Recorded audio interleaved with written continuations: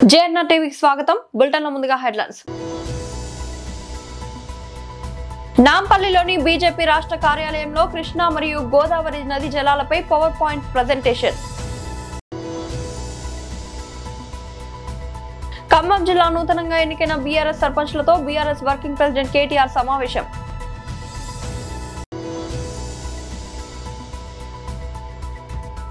YSRCP MP Shri YS Avinash Reddy press meet.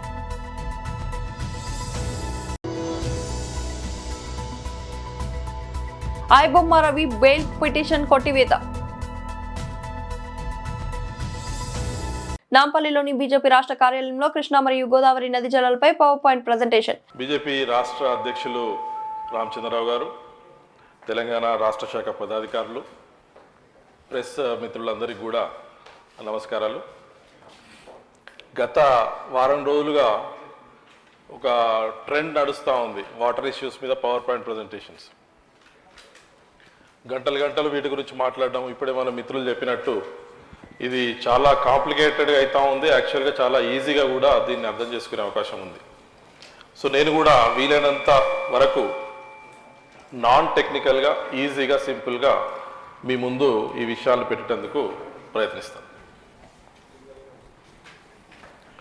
ఇప్పుడు ఈ సింపుల్గా దీనిలో మన రాష్ట్రంలో కృష్ణా గోదావరి బేసిన్స్ రెండు ఉన్నాయి. కృష్ణా బేసిన్లో ఫస్ట్ చూద్దాము, తర్వాత గోదావరి బేసిన్ కూడా క్విక్గా చూద్దాము. మెయిన్గా కృష్ణా బేసిన్ కాన్సన్ట్రేషన్ ఈరోజు. 2014 ముందు వరకు ఎట్లా ఉండింది, ఫ్యాక్ట్స్ అండ్ ఫిగర్స్ అని ఎందుకు చెప్పినా అంటే టైటిల్లోనే అది ఉంది. ఫ్యాక్ట్స్ మీ ముందు పెడతాను, ఫిగర్స్ మీ ముందు పెడతాను. దానికి డాక్యుమెంట్స్ కూడా నా దగ్గర ఉన్నాయి. అన్నీ కూడా ఏది కూడా ఫ్యాబ్రికేటెడ్ కాదు, ఎవ్రీథింగ్ అందులో చూపెట్టేదే నా దగ్గర డాక్యుమెంట్స్ కూడా ఉన్నాయి. So basically it is all factual information with figures మీ ముందు ఉంచడానికి ప్రయత్నిస్తాం. దీన్ని రెండు భాగాలుగా చేయొచ్చు. ప్రీ 2014 తర్వాత. 2014 కంటే ముందు కాంగ్రెస్ ప్రభుత్వము, అంతకుముందు తెలుగుదేశం కాంగ్రెస్ ప్రభుత్వాలు ఉన్నాయి. 2014 తర్వాత బీఆర్ఎస్ ప్రభుత్వం వచ్చింది మన రాష్ట్రంలో. సో మనం కనుక చూస్తే స్క్రీన్ మీద బచావ్ ట్రిబ్యునల్ అప్పుడున్న కంబైన్డ్ ఆంధ్రప్రదేశ్, ఎర్స్ట్రైల్ ఆంధ్రప్రదేశ్కి 811 టీఎంసీ ఇవ్వడం జరిగింది. ఇది అందరికీ తెలిసిన విషయమే. నెక్స్ట్ ఆ తర్వాత కేడబ్ల్యూడిటి 2 బ్రిజేష్ కుమార్ ట్రిబ్యునల్, ఇది 194 టీఎంసీ మన కంబైన్డ్ ఆంధ్రప్రదేశ్కి ఇవ్వడం జరిగింది. సో మొత్తం కలిపి 1005 టీఎంసీ మన కంబైన్డ్ ఆంధ్రప్రదేశ్కు, ఎర్స్ట్రైల్ ఆంధ్రప్రదేశ్కు ఉంది. అయితే కేడబ్ల్యూడిటి 2 అవార్డు వచ్చినప్పుడు 75% డిపెండబిలిటీ ఇంతకుముందు ఏదైతే ఉందో దాన్ని రిలాక్స్ చేసి 65% డిపెండబిలిటీ, యావరేజ్ ఫ్లోస్ అని 3 రకాలుగా విభజించారు వాళ్ళు.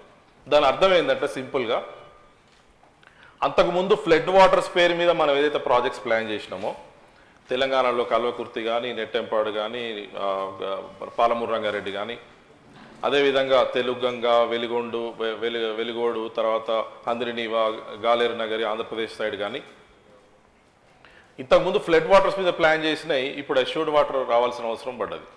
ఎందుకంటే బ్రిజేష్ కుమార్ ఆ డిపెండబిలిటీ తగ్గించిండ్రు కాబట్టి ఆ కంపల్షన్ అనేది తెలుగు రాష్ట్రాలకు రావడం జరిగింది. ఖమ్మం జిల్లా నూతనంగా ఎన్నికైన బీఆర్ఎస్ సర్పంచ్లతో బీఆర్ఎస్ వర్కింగ్ ప్రెసిడెంట్ కేటీఆర్ సమావేశం. 2 అంశాల మీద మాత్రం తెలంగాణ, ఆంధ్ర అని కాదు, తెలుగు మాట్లాడే ప్రజలు ఇంక్లూడింగ్ ఎన్ఆర్ఐస్తో సహా ఏకాభిప్రాయంతో, నిశ్చితాభిప్రాయంతో ఒక అవగాహనకు వచ్చున్నది. 2 అంశాల మీద సుమారు 6000 పైచీలకు మందిని సర్వే చేస్తే 98.4% ఒకే అభిప్రాయంతో ఉన్నారు. ఆ రెండు విషయాలు ఏమిటంటే, ఒకటి యాంకర్ అనసూయ గారి దుస్తుల గురించి ఒకటి, రెండవది రేవంత్ రెడ్డి నోటి నుంచి వచ్చే బట్టెబాజు మాటల గురించి ఒకటి. స్పష్టమైన అవగాహన ఉన్నది తెలుగు ప్రజల్లో. చాలా ఆశ్చర్యం అనిపించింది. అంటే నేను ఒక పెద్ద మనిషిని అడిగిన, ఎందుకు ఈ అభిప్రాయంతో ఉన్నామన్నా. ఆయన సుమారు 72 ఏళ్ళ వయసు ఉంటుంది, విశాఖపట్నం ఆయన.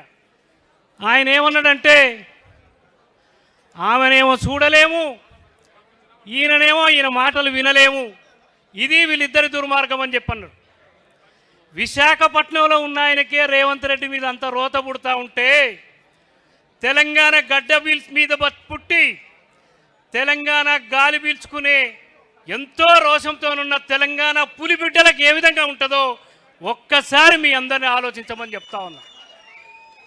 ఇది ప్రజల్లో వస్తున్న మార్పు. ఈ మార్పుకు సాక్ష్యమే ఆ హాల్లో కూర్చున్న సర్పంచ్, ఉప సర్పంచ్, వార్డు మెంబర్లు. మిత్రులారా, ఈ రాష్ట్రంలో 2 జాతీయ పార్టీల పేరుతోని, ఒకటి కాంగ్రెస్ పార్టీ, ఇంకోటి బీజేపీ పార్టీ. మనం ఒక పార్టీగా తెలంగాణ సాధన చేసినటువంటి కేసీఆర్ గారి నాయకత్వంలో మనం పనిచేస్తున్నాం. మన నాయకుడు కేసీఆర్ గారు ఏం చేసిండు? గుడ్లు తొండలు కూడా గుడ్లు పెట్టని వ్యవసాయ భూములకు, సాధ్యం కాని భూములకు కూడా సేద్యపు నీరు ఇవ్వడం ద్వారా బంగారు పంటలు పండించే తీరుగా కేసీఆర్ గారు చేస్తే, ఒక జాతీయ పార్టీ నాయకుడిగా ముఖ్యమంత్రి హోదాలో ఉన్న రేవంత్ రెడ్డి గారు ఏమంటున్నారు? నీ లాగులో తొండలు జొర్రిస్తా అని చెప్పంటా ఉన్నాడు. YSRCP MP Shri YS Avinash Reddy press meet. డబ్బా రివ్యూ మీటింగ్ ఇది, అంతకు మించి ఏమీ లేదు దీంట్లో.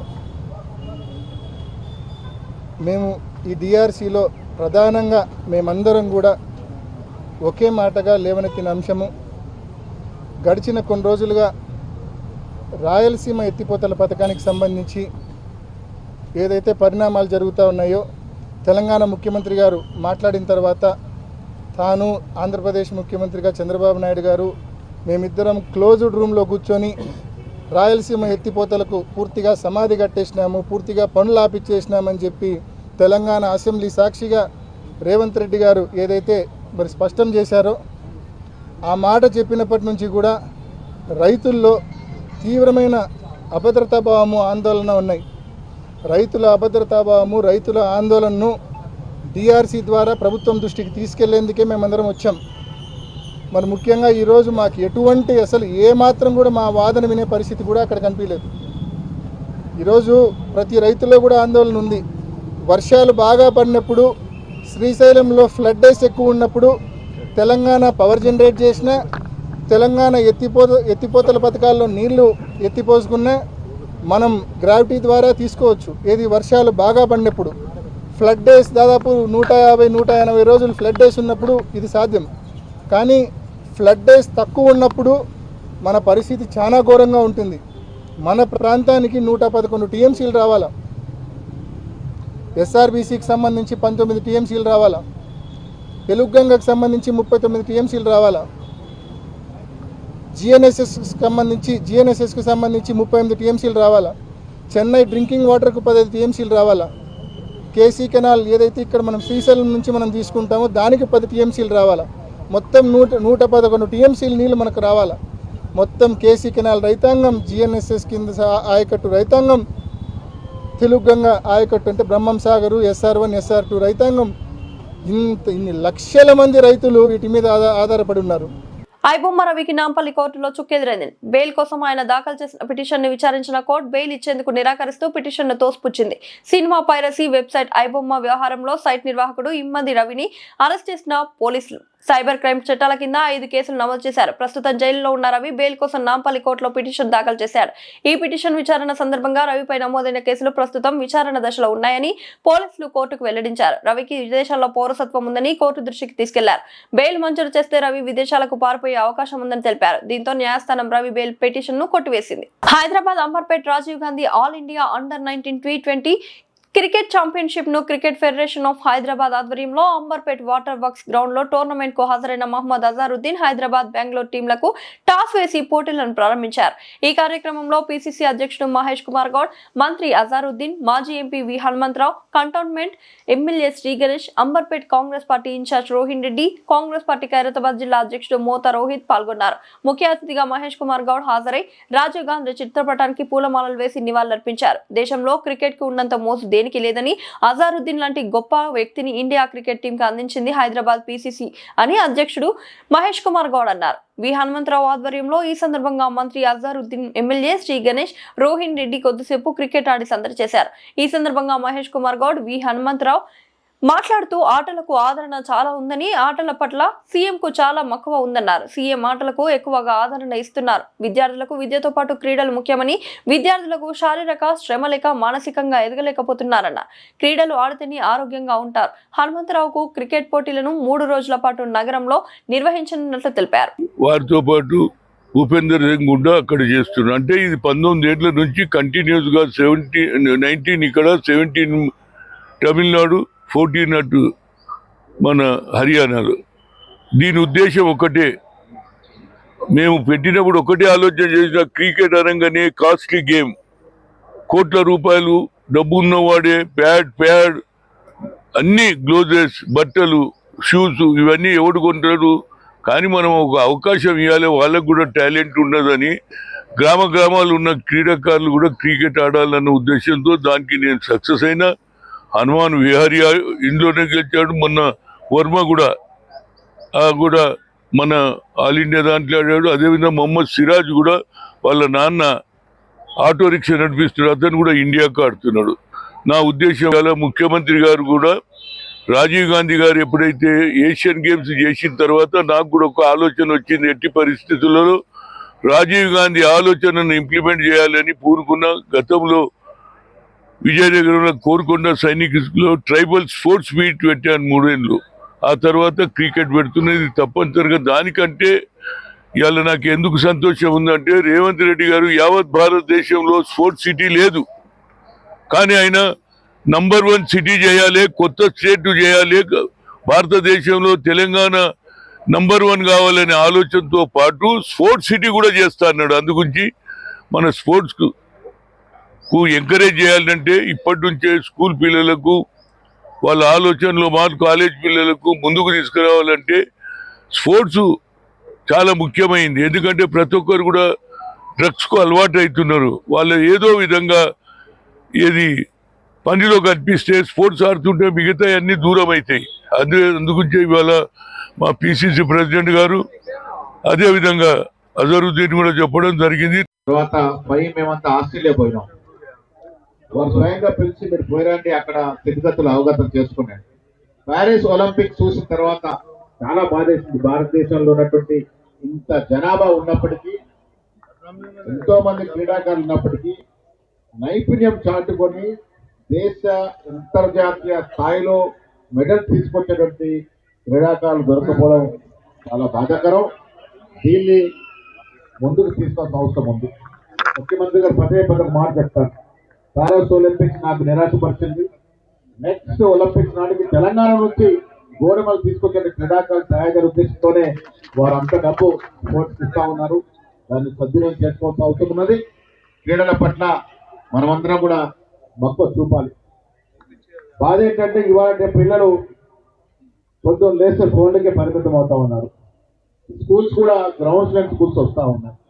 మేము 10 రోజుల్లో 1 కాదు 2 ఫుట్బాల్ గ్రౌండ్స్ ఉన్నటువంటి స్కూల్లో చదివాం. ఇలా పేకముక్కట్ లాంటి బిల్డింగ్ లో స్కూల్స్ వస్తూ ఉన్నాయి. నేను ముఖ్యమంత్రి గారికి స్పోర్ట్స్ సెంటర్ సూచన ఉన్నా చెప్పాను. ముఖ్యమంత్రి గారు స్కూల్ కి పర్మిషన్ కావాలంటే స్వతహా గ్రౌండ్ అలా నీకు లీజ్ గ్రౌండ్ అని ఉంటేనే స్పోర్ట్స్ పర్మిషన్ ఇవ్వాలి. పిల్లలకి బ్రెయిన్ కి స్ట్రెయిన్ తప్ప ఫిజికల్ స్ట్రెయిన్ లేకుండా పోయింది. జగదప్పూర్ మండలంలోని కొత్తపేట గ్రామ నూతన సర్పంచ్ గా గెలుపొందిన తుమ్మల మహేష్ స్వతంత్ర అభ్యర్థి ఈ రోజు గజ్వెల్లోని ఎమ్మెల్యే క్యాంప్ కార్యాలయంలో గజ్వెల్ నియోజకవర్గ ఇన్ఛార్జ్ వంటేరు ప్రతాప్ రెడ్డి గారి సమక్షంలో బీఆర్ఎస్ పార్టీలో చేరడం జరిగింది. వారితో పాటు వార్డు మెంబర్లు ఆంజనేయులు, మైపాల్ కర్ణాకర్, మహేష్ రాజు, వేణు వెంకటస్వామి తదితరులు వంటేరు ప్రతాప్ రెడ్డి గారి సమక్షంలో బీఆర్ఎస్ పార్టీలో చేరడం జరిగింది. అనంతరం మున్సిపాలిటీలోని కాంగ్రెస్ మాజీ వార్డ్ మెంబర్లు ధనరాజ్, రమేష్ లింగం, సత్తయ్య, రవిరాజ్, వెంకట్, ధర్మేందర్, ప్రశాంత్లు కూడా కాంగ్రెస్ పార్టీని వీడి అంటే ప్రతాప్ రెడ్డి గారి సమక్షంలో బీఆర్ఎస్ పార్టీలోకి చేరడం జరిగింది. వారికి గులాబీ కండువా వేసి బీఆర్ఎస్ పార్టీలోకి ఆహ్వానించి శుభాకాంక్షలు తెలిపిన వంటేరు ప్రతాప్ రెడ్డి. ఈ సందర్భంగా వంటేరు ప్రతాప్ రెడ్డి మాట్లాడుతూ గత ప్రభుత్వ హయాంలో చేసిన అభివృద్ధి సంక్షేమ కార్యక్రమాలకు ఆకర్షితులై బీఆర్ఎస్ పార్టీలో చేరడం జరుగుతుందన్నారు. కొత్తపేట గ్రామంలో ఎన్నో రోజులుగా ఈనాం పట్టాలుగా ఉన్న భూములను కేసీఆర్ గారు ప్రభుత్వ హయాంలో పట్టా భూములుగా మార్చి పట్టా పాస్ బుక్లు నిరుపేదలకు అందించడం జరిగిందన్నారు. ఫ్యూచర్ తెలంగాణ అంటే బీఆర్ఎస్కే ఉంటుంది. తెలంగాణ బాగుండాలంటే కేసీఆర్కే సాధ్యమవుతుంది.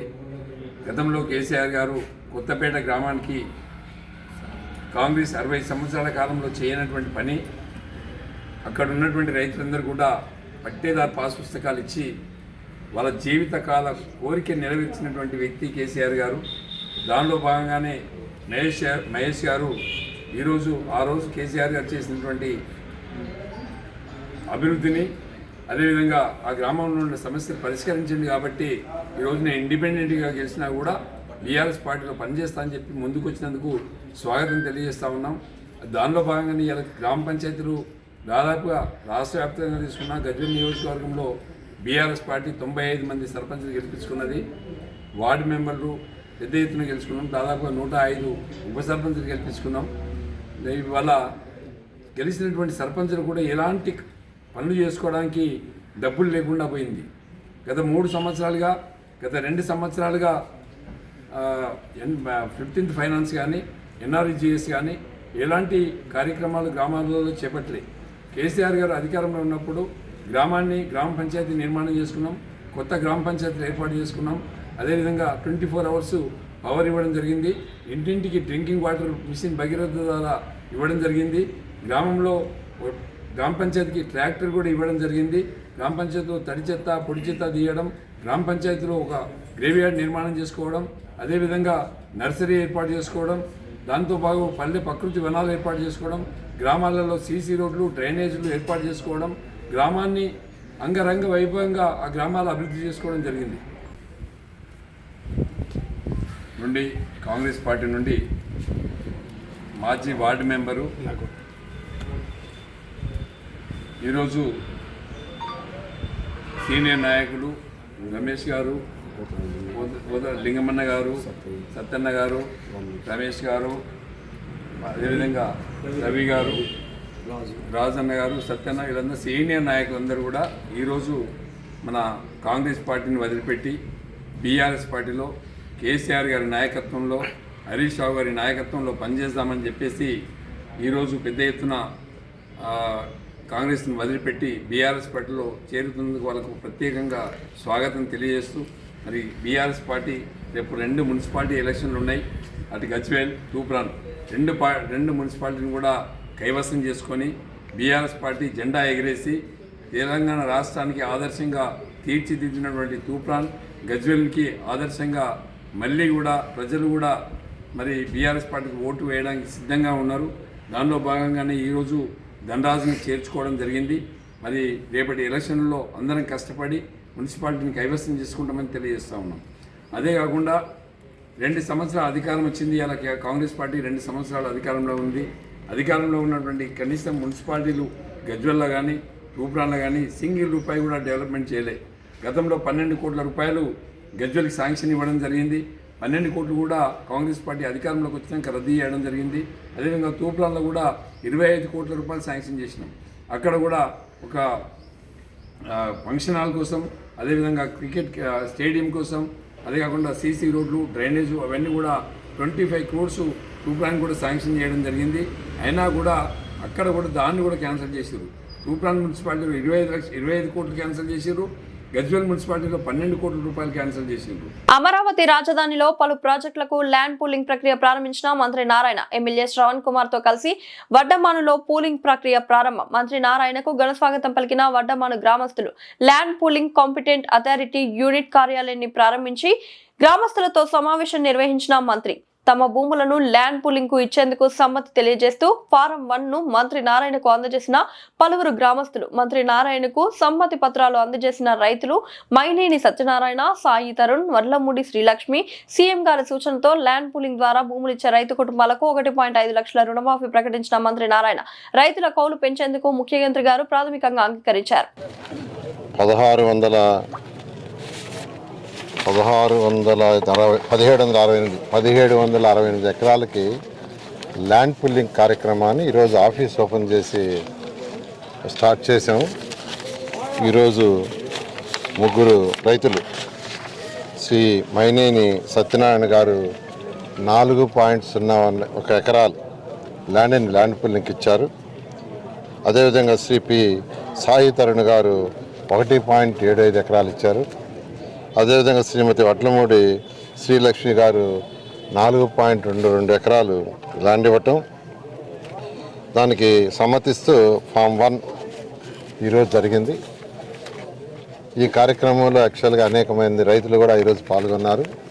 అయితే ఈ యొక్క డిస్కషన్లో గౌరవనీయ శాసనసభ్యులు శ్రావణి గారు రైతులు అడుగుతున్నారని ఒక 2 విషయాలను యాక్చువల్గా నా ముందు 3 విషయాలు తీసుకొచ్చారు. ఆ 3 విషయాల్లో ఒకటి, ఈ విలేజ్ ఇన్ఫ్రాస్ట్రక్చర్ కూడా ఇమీడియట్గా చేయండి. రోడ్లు కావచ్చు, డ్రైన్స్ కావచ్చు, లేదా లైట్స్ కావచ్చు, అండర్గ్రౌండ్ డ్రైనేజ్ కావచ్చు. ఏదైతే 29 గ్రామాల్లో డిపిఆర్లు తయారు చేసి శాసనసభ్యులకు ఇస్తే వారు మళ్ళీ ఆ గ్రామంలో ఉండే వాళ్ళతో మాట్లాడటం, చిన్న మార్పులు చేర్పులు చేస్తే దాన్ని యాక్సెప్ట్ చేసి ఆల్రెడీ వర్క్ స్టార్ట్ చేసాము. 6 నెలలు అంటే వచ్చే వర్షాకాలం సీజన్ లోపల పూర్తి చేయమని ఆదేశించాం, కంప్లీట్ చేస్తాం. అదేవిధంగా ఈ గ్రామంలో కూడా చేయమని అడిగారు. అయితే దానికి ఏంటంటే దీని చుట్టుపక్కల ఏదైతే ల్యాండ్ పూలింగ్ ఇస్తున్నారో దాని లెవెల్స్ అవన్నీ ఫైనల్ కావాలి. దానికి కొంత సమయం పడుతుంది, అంటే ఒక 2 నెలలు 3 నెలలు 4 నెలలు. అది లెవెల్స్ కంప్లీట్ చేయించి అది అయిన తర్వాత ఇమీడియట్గా ఇక్కడ కూడా డిపిఆర్లు చేసి శాసనసభ్యులకు ఇవ్వడం జరుగుతుంది. వారు ఇక్కడున్న గ్రామంలో వాళ్ళతో మాట్లాడి మార్పులు చేస్తే అది చేస్తూ ముందుకు పోతామని తెలియజేస్తున్నాను. అదేవిధంగా మాకు ల్యాండ్స్ తీసుకుంటున్నారు. 2015 జనవరి 1 అప్పుడు నోటిఫికేషన్ ఇచ్చింది. తర్వాత సింగపూర్ వాళ్ళ దగ్గర డిజైన్ చేయించడానికి దానికి 8 నెలలు పట్టింది. నార్మన్ ఫాస్ట్ వాళ్ళందరినీ కాంట్రాక్ట్ చేయడానికి కొంత టైం పట్టింది. అయితే ఈసారి అంటే అవన్నీ పట్టడం వల్ల 2014-19లో మేజర్ వర్క్స్ అన్ని స్టార్ట్ అయింది 2017 ఎండ్లో. అంటే ఎలక్షన్స్కి దాదాపు 1 year ముందే అక్కడ స్టార్ట్ అయింది. అమరావతి క్యాపిటల్ సిటీలో స్టార్ట్ అయిన వర్క్లన్నీ ఎలక్షన్స్ దాదాపు 1 year 2 months అయ్యాయి. అప్పుడు కూడా 3 years ముందు కానీ స్టార్ట్ అయ్యింటే అవన్నీ కంప్లీట్ అయ్యాయి. అయితే గత ప్రభుత్వం రావటం, అనేక డెసిషన్స్ వాళ్ళు తీసుకోవటం రైతు సోదరులు నష్టపెట్టారు. అయితే ఈ ప్రభుత్వం రాగానే ఇప్పుడు అన్ని వర్క్ స్టార్ట్ చేసాము. ఎంతో వేగవంతంగా దాదాపు 55,000 కోట్లు ఖర్చు జరుగుతున్నాయి. ఇవన్నీ కూడా 3 ఏళ్లలో అయిపోతాయి. అధికార భవనాలు అయితే 4,026, అందులో ఒక 500 తప్ప మిగతావన్నీ రేపు మార్చి ఎన్నికి హ్యాండ్ ఓవర్ చేస్తున్నాం. బులెటిన్ ముగించే ముందు హెడ్లైన్స్ మరోసారి. నాంపల్లిలోని బీజేపీ రాష్ట్ర కార్యాలయంలో కృష్ణా మరియు గోదావరి నది జలాలపై పవర్ పాయింట్ ప్రజెంటేషన్. ఖమ్మం జిల్లా నూతనంగా ఎన్నికైన బీఆర్ఎస్ సర్పంచ్లతో బీఆర్ఎస్ వర్కింగ్ ప్రెసిడెంట్ కేటీఆర్ సమావేశం.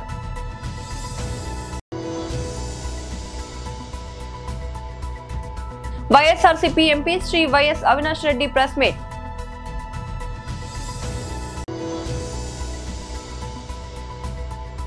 ఐబొమ్మ రవి బెయిల్ పిటిషన్ కొట్టివేత. ఇవాల్టి బులెటిన్ అప్డేట్. మరొక బులెటిన్ లో మళ్ళీ కలుద్దాం.